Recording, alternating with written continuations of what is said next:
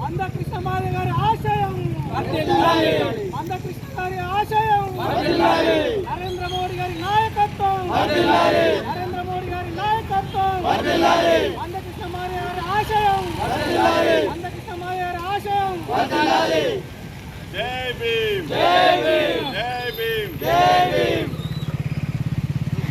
సాధిద్దాం అంబేద్కర్ ఆశయాలను సాధిద్దాం అంబేద్కర్ ఆశయాలను కొనసాగిద్దాం అంబేద్కర్ ఆశయాలను మందకృష్ణ మాదిగ గారి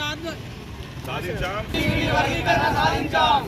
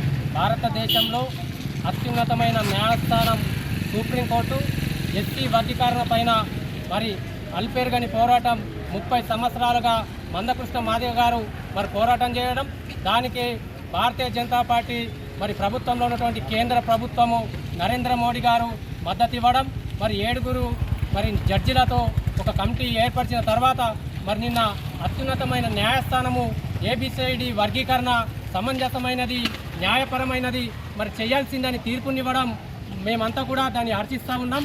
మరి ఈరోజు ఈ 30 సంవత్సరాల పోరాటం వల్ల అంకుటిత దీక్షతో మందకృష్ణ మాదిగ గారు సాధించినటువంటి విజయం, దీన్ని మరి మేమంతా మరి సంతోషంగా భావిస్తూ మరి మోడీ గారికి మందకృష్ణ మాదిగ గారికి కూడా ఈ సిరికొండ మండల కేంద్రంలో పాలాభిషేకం చేయడం జరిగింది.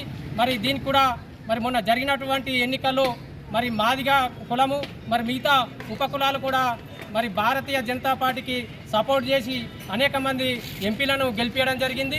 మరి దాన్ని బమ్ము చేయకుండా మరి కేంద్రంలోని ప్రభుత్వము మరి ప్రత్యేకంగా చొరవ తీసుకోవడము, మరి ఈరోజు ఈ వర్గీకరణ సాధించడము మరి మా అందరికీ కూడా సంతోషకరమైన విషయం అని భావిస్తూ మరి మునుముందు మరి భారతీయ జనతా పార్టీ ఆధ్వర్యంలో నరేంద్ర మోడీ గారు మరి సాహసమైన నిర్ణయాలు తీసుకుంటున్నారు.